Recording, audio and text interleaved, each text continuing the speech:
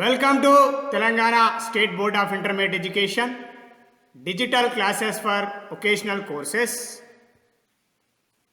I am M. Narasimha Reddy, M.Com Gold Medal in Taxation from Kakatiya University, CGL in Occasional Accounting and Taxation, Government Junior College, Sirpur Kagaz Nagar, District Komarambim, Asifabad. Taxation 1, Unit 5, Residential Status and Incidence of Tax, Part G, Digital Class.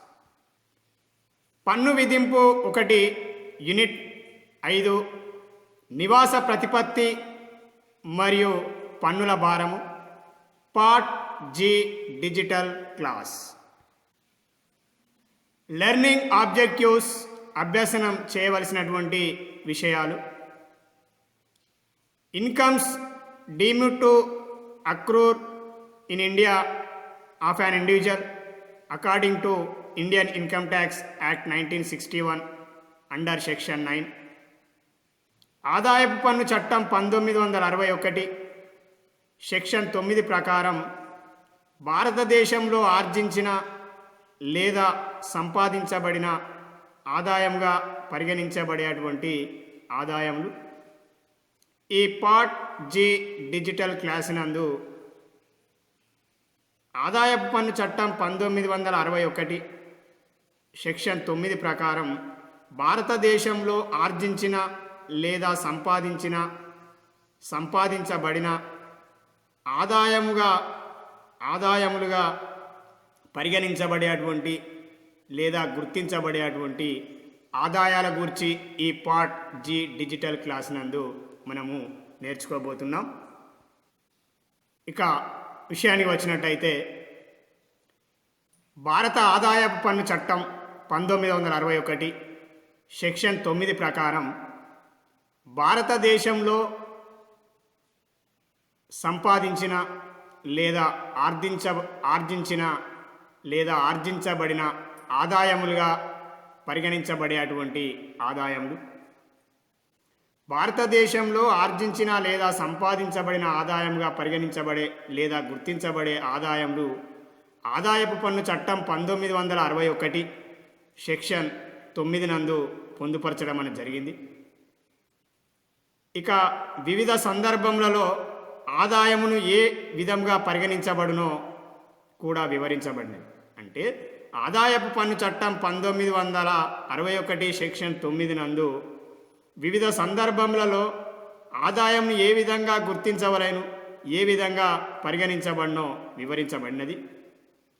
ఇక అందులో భాగంగా 1వ జీతము నుండి ఆదాయం. ఉద్యోగి భారతదేశంలో అందించిన సేవలకు పొందిన జీతము భారతీయ ఆదాయం అగును. అనగా విదేశములలో అందించిన సేవలకు పొందినటువంటి ప్రతిఫల జీతము విదేశీ ఆదాయము అగును. అంటే ఒక వ్యక్తి ఉద్యోగరీత్యా ఉద్యోగం చేయడం ద్వారా, ఆ ఉద్యోగం భారతదేశంలో చేయడం ద్వారా అందించిన సేవలకు పొందినటువంటి ప్రతిఫలం జీతం ఏదైతే ఉందో ఆ జీతాన్ని భారతీయ ఆదాయం అంటాం. అనగా విదేశంలో అందించిన సేవలకు పొందినటువంటి ప్రతిఫల జీతం ఏదైతే ఉందో ఆ జీతాన్ని విదేశీ జీతంగా మనము విదేశీ ఆదాయంగా చెప్పడం అనేది జరుగుతుంది. ఇక ఈ జీతం నుండి ఆదాయానికి కూడా ఈ నియమావళికి కూడా మినహాయింపులు కలవు. అందులో 2 మినహాయింపులు కలవు. 1, భారత పౌరత్వం గల ప్రభుత్వ ఉద్యోగి విదేశములలో అందించిన సేవలకు పొందిన జీతము విదేశములలో స్వీకరించినప్పటికీ అది భారతీయ ఆదాయంగా పరిగణించబడును. కానీ ప్రైవేటు రంగం మరియు ఇతర సంస్థల్లోని ఉద్యోగస్తులు విదేశములలో అందించిన సేవలకు పొందిన జీతం విదేశీ ఆదాయము అగును. అంటే దీని అర్థం భారత పౌరత్వం కల ప్రభుత్వ ఉద్యోగి ప్రభుత్వానికి సేవలను అందిస్తూ విదేశములలో అందించిన సేవలకు పొందినటువంటి జీతము విదేశంలో స్వీకరించినప్పటికీ అది భారతీయ ఆదాయంగానే పరిగణించబడుతుంది. కానీ ప్రైవేటు రంగ సంస్థల్లో మరియు ఇతర సంస్థల్లో పనిచేసేటువంటి ఉద్యోగస్తులు కనుక విదేశంలో అందించినటువంటి సేవలకు పొందిన జీతం అది విదేశీ ఆదాయము అగును. అంటే భారత పౌరత్వం గల ప్రైవేటు రంగ సంస్థల్లో పనిచేసేటువంటి ఉద్యోగస్తులు ఎవరైతే ఉన్నారో వారు విదేశంలో అందించినటువంటి సేవలకు పొందినటువంటి ప్రతిఫలం ఏదైతే ఉందో ఆ ప్రతిఫలాన్ని మనం విదేశీ ఆదాయంగా పరిగణించవలసి ఉంటుంది. ఇక రెండవ అంశం మినహాయింపు. ప్రభుత్వము మరియు ప్రభుత్వేతర ఉద్యోగస్తులు భారతదేశంలో సేవలను అందించి సెలవు వేతనం లేదా జీవన భృతిని విదేశంలో స్వీకరించినప్పుడు దానిని భారతీయ ఆదాయంగా పరిగణించబడు. అంటే ఈ రెండవ సందర్భంలో ప్రభుత్వ మరియు ప్రభుత్వేతర ఉద్యోగస్తులు భారతదేశంలో సేవలను అందించి సెలవు వేతనాన్ని లేదా జీవన భృతిని పెన్షన్ ఏదైతే ఉందో విదేశంలో కనుక స్వీకరించిన సందర్భంలో దానిని కూడా మనము భారతీయ ఆదాయంగా మనము గుర్తించవలసి ఉంటుంది. ఇక గమనిక విషయానికి వచ్చినట్టయితే ప్రభుత్వ ఉద్యోగస్తులు విదేశంలో అందించిన సేవలకు పొందిన జీతంలో స్వీకరించిన అన్ని భత్యములు మరియు పొందిన పరిలబ్ధుల విలువ పన్ను మినహాయింపు గల ఆదాయము అగును. అంటే ఇక్కడ గమనిక విషయానికి వచ్చినట్టయితే ప్రభుత్వ ఉద్యోగస్తులు విదేశంలో అందించిన సేవలకు పొందిన జీతంలో స్వీకరించిన అన్ని భత్యములు మరియు పొందిన పరిలబ్ధుల విలువ పన్ను మినహాయింపు గల ఆదాయము అగును. అంటే ఇక్కడ ప్రభుత్వ ఉద్యోగస్తులు కనుక విదేశంలో సేవలను అందించడం ద్వారా పొందినటువంటి జీతంలో భాగంగా స్వీకరించిన అన్ని రకముల భత్యములు మరియు అన్ని రకముల పొందినటువంటి పరిలబ్ధుల విలువ ఏదైతే ఉందో ఆ పరిలబ్ధుల విలువ పూర్తిగా పన్ను నుండి మినహాయింపు గల ఆదాయం అగును. అనగా ప్రభుత్వ ఉద్యోగస్తులు విదేశంలో అందించిన సేవలకు పొందినటువంటి భత్యముల విలువల మొత్తాన్ని అదేవిధంగా పరిలబ్ధుల విలువల మొత్తాన్ని మనము పన్ను మినహాయింపు గల ఆదాయంగా గుర్తించవలసి ఉంటుంది. ఇక రెండవ అంశం గృహ ఆస్తి నుండి ఆదాయం. భారతదేశంలో గల గృహం నుండి స్వీకరించిన అద్దె మరియు ఆ గృహము బదిలీ ద్వారా పొందిన పెట్టుబడి లాభము భారతీయ ఆదాయంగా పరిగణించబడును. అంటే దీని అర్థం భారతదేశంలో గల గృహమును అద్దెకివ్వడం ద్వారా స్వీకరించినటువంటి అద్దె లేదా పొందినటువంటి అద్దె మరియు ఆ గృహమును అమ్మడం ద్వారా లేదా హక్కులను బదిలీ చేయడం ద్వారా పొందిన పెట్టుబడి లాభం ఏదైతే ఉందో ఆ లాభాన్ని మనం భారతీయ ఆదాయంగా పరిగణించవలసి ఉంటుంది. ఇక మూడవ అంశం వ్యాపారము లేదా వృత్తి నుండి ఆదాయం. నివాసేతర వ్యక్తి భారతదేశంలో గల వ్యాపారము లేదా వృత్తికి సంబంధం కలిగి ఉన్నచో దాని ద్వారా పొందిన ఆదాయము భారతీయ ఆదాయం అందురు. అంటే దీని అర్థం వ్యాపారము లేదా వృత్తి నుండి ఆదాయాన్ని లెక్కించేటువంటి సందర్భంలో నివాసేతర వ్యక్తి భారతదేశంలో గల వ్యాపారం లేదా వృత్తికి సంబంధం కలిగి ఉన్నచో దాని ద్వారా పొందిన ఆదాయం భారతీయ ఆదాయంగా మనము గుర్తించవలసి ఉంటుంది. అంటే నివాసేతర వ్యక్తి ఎవరైతే ఉన్నారో నివాసి కాని వ్యక్తి ఎవరైతే ఉన్నారో ఆ వ్యక్తికి కనుక భారతదేశంలో కలిగినటువంటి వ్యాపారం లేదా వృత్తి నుండి కనుక ఆదాయాన్ని కలిగి ఉన్నట్టయితే అట్టి ఆదాయాన్ని మనము భారతీయ ఆదాయంగానే గుర్తించవలసి ఉంటుంది, అదేవిధంగా పరిగణించవలసి ఉంటుంది. మనం ఇంతకుముందు చెప్పుకున్న విధంగా వ్యాపారము లేదా వృత్తి నుండి ఆదాయం నివాసేతర వ్యక్తి భారతదేశంలో గల వ్యాపారం లేదా వృత్తికి సంబంధం కలిగి ఉన్నచో దాని ద్వారా పొందిన ఆదాయంను భారతీయ ఆదాయం అంటారు. ఆ పైని ఇప్పుడు మనం ఇంతకుముందు చెప్పుకున్నటువంటి నియమావళికి మినహాయింపు వివిధ సందర్భంలో పొందిన ఆదాయంను విదేశీ ఆదాయంగా పరిగణించబడును. అంటే పై నియమావళికి ఇది మినహాయింపు. అందులో ఒకటవది, నివాసేతర వ్యక్తి భారతదేశంలో వార్తాపత్రికల సేకరణ లేదా వార్తాపత్రికల లేదా వారపత్రికలు మొదలగు వాటి ప్రచురణ వ్యాపారం కనుక ఉన్నప్పుడు, అంటే అతను నివాసేతర వ్యక్తి అయి ఉండి వార్తాపత్రికలు లేదా వారపత్రికలు ఏవైతే ఉన్నాయో ఆ వారపత్రికల మొదలగు ప్రచురణ ప్రింటింగ్ ప్రెస్ కనుక ఉన్నట్టయితే అట్టి ఆదాయాన్ని మనము విదేశీ ఆదాయంగా గుర్తించవలసి ఉంటుంది. మొదటిది, నివాసేతర వ్యక్తి భారతదేశంలో సరుకులు కొనుగోలు చేసి వాటిని ఎగుమతి చేయుటకు నియమించబడినచో అట్టి ఆదాయాన్ని కూడా మనము విదేశీ ఆదాయంగా పరిగణించవలసి ఉంటుంది. ఇక మూడవది, నివాసేతర వ్యక్తి భారతదేశంలో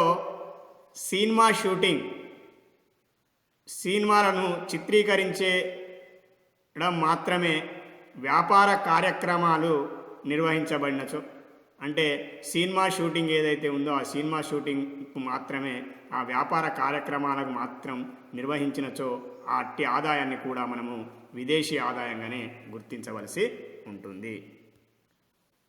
ఇక నాలుగవ అంశం, ఇతర వనరుల నుండి ఆదాయం. నివాసేతర వ్యక్తులకు మాత్రమే దిగువ తెలిపిన నియమావళి వర్తించును. అంటే దీని అర్థం, నివాసేతర వ్యక్తులు ఎవరైతే ఉన్నారో లేదా ప్రవాసి ఎవరైతే ఉంటారో వారికి మాత్రమే ఈ ఇతర వనరుల నుండి ఆదాయం యొక్క నియమావళి వర్తిస్తుంది. ఆదాయ పన్ను చట్టం నిబంధనల ప్రకారం, భారతీయ ఆదాయ పన్ను చట్టం 1961 ప్రకారం అస్సెస్సీ ఎవరైతే ఉన్నారో అస్సెస్సీ 5 మార్గాల ద్వారా ఆదాయాన్ని ఆర్జించుటకు అవకాశం కలదు. ఒకటి, జీతం నుండి ఆదాయం, ఇన్కమ్ ఫ్రమ్ శాలరీ కాగా, రెండవది ఇన్కమ్ ఫ్రమ్ హౌస్ ప్రాపర్టీ, గృహస్థి నుండి ఆదాయం, మూడవది వ్యాపారం నుండి లాభం లేదా వృత్తి నుండి ఆదాయాలు, profits or gains from business and income from profession. ఇక నాలుగవది శీర్షిక అయినటువంటి క్యాపిటల్ గెయిన్స్, పెట్టుబడి లాభాలు కాగా, ఐదవది పై 4 శీర్షికలలో లెక్కించబడని అన్ని ఆదాయాలను కూడా మనం ఇతర వనరుల నుండి ఆదాయం శీర్షికలో లెక్కించడం అనేది జరుగుతుంది. ఇక ఇతర వనరుల నుండి ఆదాయం శీర్షికల్లో వచ్చేటువంటి ఆదాయాలలో మనకు ముఖ్యంగా వడ్డీ ద్వారా పొందినటువంటి ఆదాయం, ఈ వడ్డీ ద్వారా పొందినటువంటి ఆదాయాన్ని మనము అస్సెస్సీ యొక్క ఇతర వనరుల నుండి ఆదాయం శీర్షికనందు లెక్కించవలసి ఉంటుంది. ఈ ఇతర వనరుల నుండి ఆదాయాన్ని లెక్కించేటువంటి సందర్భంలో ఈ యొక్క నియమావళి అనేది కేవలం నివాసేతర వ్యక్తులు ఎవరైతే ఉన్నారో, నివాసి కాని వారు ఎవరైతే ఉన్నారో వారికి మాత్రమే ఈ దిగువ తెలిపినటువంటి నియమావళి వర్తించడం అనేది జరుగుతుంది. వడ్డీ ద్వారా పొందినటువంటి ఆదాయం, అందులో పాయింట్ 1, భారతదేశంలో కేంద్ర మరియు రాష్ట్ర ప్రభుత్వములు వడ్డీని చెల్లించినప్పుడు స్వీకరించిన వ్యక్తికి ఇది భారతీయ ఆదాయము అగును. అంటే భారతదేశంలో ఉన్నటువంటి కేంద్ర ప్రభుత్వం కానీ లేదా రాష్ట్ర ప్రభుత్వములు వడ్డీని చెల్లించినప్పుడు అట్టి వడ్డీని స్వీకరించిన నివాసేతర వ్యక్తి ఎవరైతే ఉన్నారో నివాసేతర వ్యక్తికి ఇది భారతీయ ఆదాయము అగును. అంటే అతను నివాసేతర వ్యక్తే, కానీ భారత రాష్ట్ర ప్రభుత్వం మరియు కేంద్ర ప్రభుత్వం కనుక వడ్డీని చెల్లించినప్పుడు అట్టి వడ్డీని స్వీకరించినటువంటి నివాసేతర వ్యక్తి ఎవరైతే ఉన్నారో ఆ నివాసేతర వ్యక్తులకు కూడా ఇట్టి ఆదాయాన్ని భారతీయ ఆదాయంగానే మనం గుర్తించవలసి ఉంటుంది. ఇక రెండవ అంశం, భారతదేశంలో వ్యాపారము లేదా వృత్తి నిర్వహణకు అప్పు తీసుకొని వడ్డీని చెల్లించిన వడ్డీని స్వీకరించిన వ్యక్తికి ఇది భారతీయ ఆదాయము అగును. అంటే భారతదేశంలో వ్యాపారం లేదా వృత్తి నిర్వహణ కోసం కాను నివాసేతర వ్యక్తుల నుండి అప్పు తీసుకొని అట్టి అప్పుపై వడ్డీ కనుక చెల్లించిన వడ్డీని స్వీకరించిన వ్యక్తి ఎవరైతే ఉన్నారో ఆ వ్యక్తికి భారతీయ ఆదాయము అగును. ఇక గమనికను కనుక పరిశీలించినట్టయితే భారతదేశంలో వ్యాపారము లేదా వృత్తి నిర్వహణ కాకుండా ఇతర వ్యవహారముల ద్వారా ఆదాయమును పొందుటకు తీసుకున్న అప్పుపై వడ్డీ చెల్లించినప్పుడు వడ్డీని స్వీకరించిన వ్యక్తికి ఇది భారతీయ ఆదాయం మాత్రము కాదు. అంటే కేవలం భారతదేశంలో వ్యాపారం లేదా వృత్తి నిర్వహణకు అప్పు తీసుకొని వడ్డీని స్వీకరించిన వ్యక్తికి అది భారతీయ ఆదాయం అగును. కానీ భారతదేశంలో వ్యాపారం లేదా వృత్తి నిర్వహణ కాకుండా మరే ఇతర అవసరాల కోసం కనుక అప్పును తీసుకున్నట్టయితే అట్టి అప్పుపై చెల్లించినటువంటి వడ్డీ స్వీకరించినటువంటి నివాసేతర వ్యక్తికి అది భారతీయ ఆదాయంగా పరిగణించుటకు అవకాశం లేదు. రాయల్టీ ద్వారా ఆదాయం, దీనిని కూడా మనం ఇతర వనరుల నుండి ఆదాయంగానే చేర్చవలసి ఉంటుంది. దిగువ తెలిపిన 2 సందర్భములలో ఆదాయంను భారతీయ ఆదాయంగా పరిగణించబడును. సందర్భం 1, కేంద్ర ప్రభుత్వము లేదా రాష్ట్ర ప్రభుత్వము రాయల్టీ చెల్లించినప్పుడు స్వీకరించినటువంటి వ్యక్తికి ఇది భారతీయ ఆదాయము అగును. అంటే అస్సెస్సి యొక్క నివాస ప్రతిపత్తి నివాసేతర వ్యక్తి. అట్టి సందర్భంలో కేంద్ర ప్రభుత్వం కానీ లేదా తగిన రాష్ట్ర ప్రభుత్వం కానీ రాయల్టీలను చెల్లించినప్పుడు అట్టి రాయల్టీలను నివాసేతర వ్యక్తి స్వీకరించినటువంటి సందర్భంలో స్వీకరించినటువంటి వ్యక్తికి ఇది భారతీయ ఆదాయంగా మనం పరిగణించవలసి ఉంటుంది. ఇక సందర్భం 2 విషయానికి వచ్చినట్టయితే, వ్యాపారము లేదా వృత్తి భారతదేశంలో నిర్వహించు వ్యక్తి ఇతర వ్యక్తుల యొక్క ఆస్తులు లేదా సమాచారం వాడుకున్నందుకు గాను రాయల్టీ చెల్లించినచో ఆ రాయల్టీ పొందిన వ్యక్తికి భారతీయ ఆదాయము అగును. అంటే వ్యాపారము లేదా వృత్తి భారతదేశంలో నిర్వహించు వ్యక్తి ఇతర వ్యక్తుల యొక్క ఆస్తులను కానీ లేదా ఇతరులు కనుగొన్నటువంటి సమాచారాన్ని వాడుకున్నందుకు గాను రాయల్టీ చెల్లించినట్టయితే ఆ రాయల్టీ పొందినటువంటి వ్యక్తి, ఆ రాయల్టీ స్వీకరించినటువంటి వ్యక్తికి అది భారతీయ ఆదాయము అగును.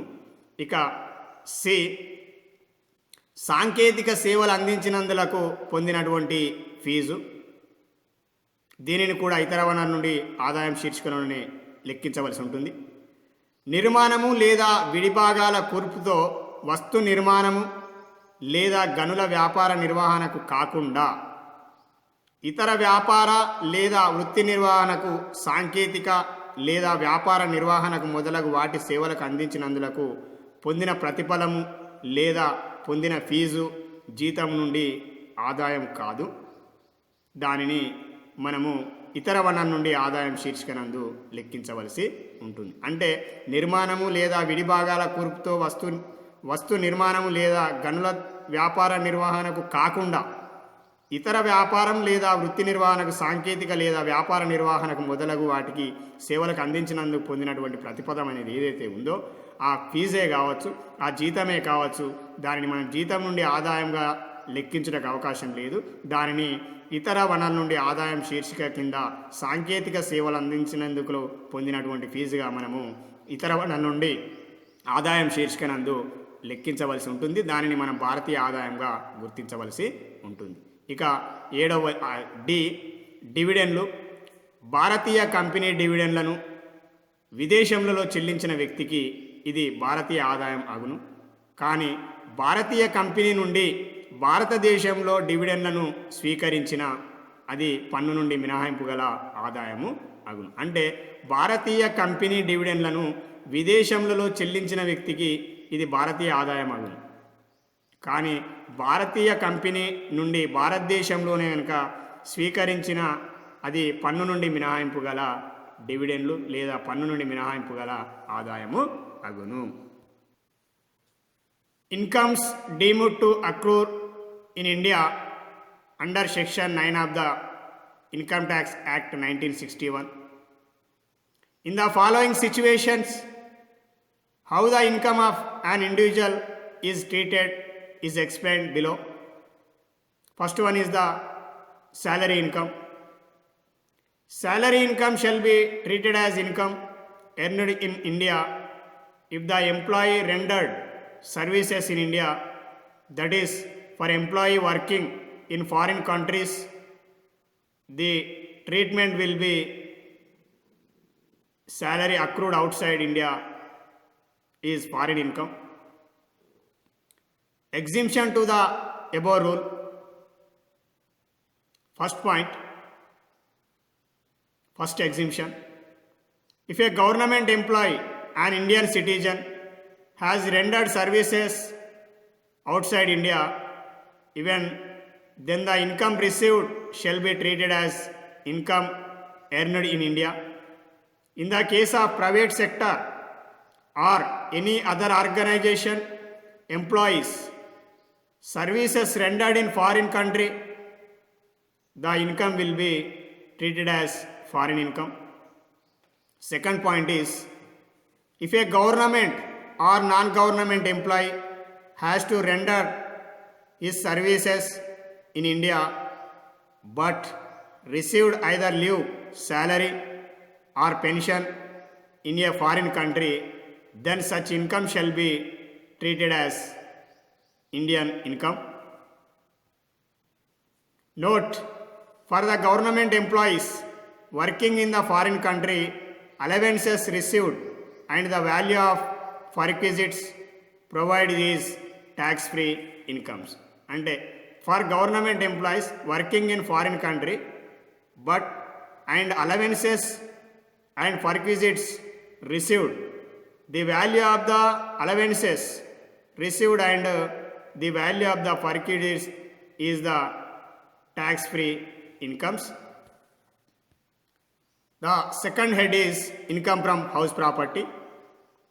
If the house is situated in India, then rent received is also treated as Indian income. Capital gain on transfer of such house shall be treated as Indian income. And income from house property, if the house is situated in India and rent received from that house let out is also treated as Indian income, and capital gain on transfer of the such house also will be treated as an Indian income. Third point is income from business or profession. The income of a non-resident individual having business or profession connection in India will be treated as Indian income. Exemption to the above rule. Income in the following situations shall be treated as foreign income. First point, first exemption is, if the business activities of a non-resident individual who is employed to purchase the goods in India to export the same to foreign countries. Second point is, a non-resident person engaged in the business of running news agency or publishing newspapers, journals and magazines etc. in India. Third point is, a non-resident individual engaged cinematography confining the activities for shooting only in India. Fourth point is, fourth head income is income from other sources in the case of non-residents. A. Interest income. If interest is paid by the Indian government, central and state, to the receiver of the interest, it shall be treated as Indian income. Second point is, if the borrowed money is used for conducting business or professional activities in India, then to receiver of the interest, it shall be treated as Indian income. Note, if the borrowed money is used for earning an income other than the business or profession, then such income shall not be treated as Indian income. B. Royalty income. In the following two situations, it will be treated as Indian income. Situation 1.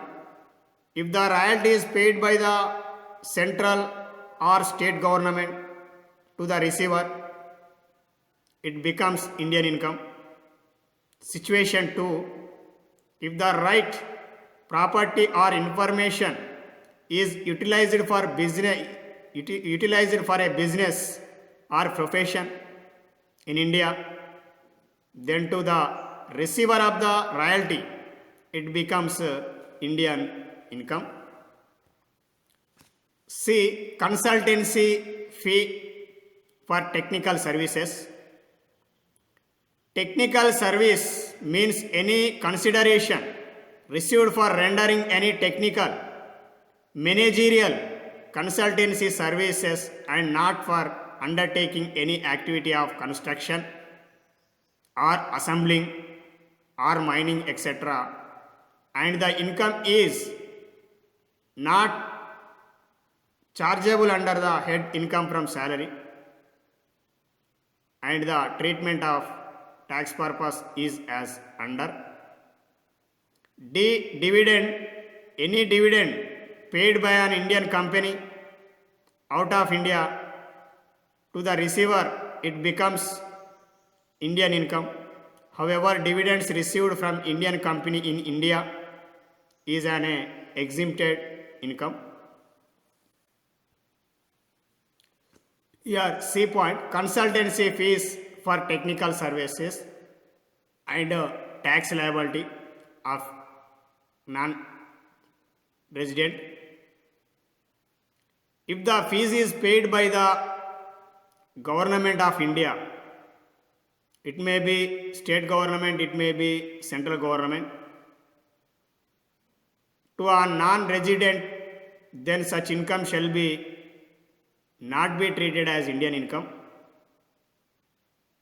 If the fee is paid by the resident individual to a non-resident person for business or professional activities purpose, then non-resident receiver, it becomes Indian income. Thank you. Presented by M. Narasimha Reddy, MCom Gold Medal in Taxation from Kakatiya University, CGL in Vocational Accounting and Taxation, Government Junior College, Sirpur Kagaz Nagar, District Komarambim, Asifabad. Once again, thank you to one and all. Jai Jawan, Jai Kisan, Jai Bharat.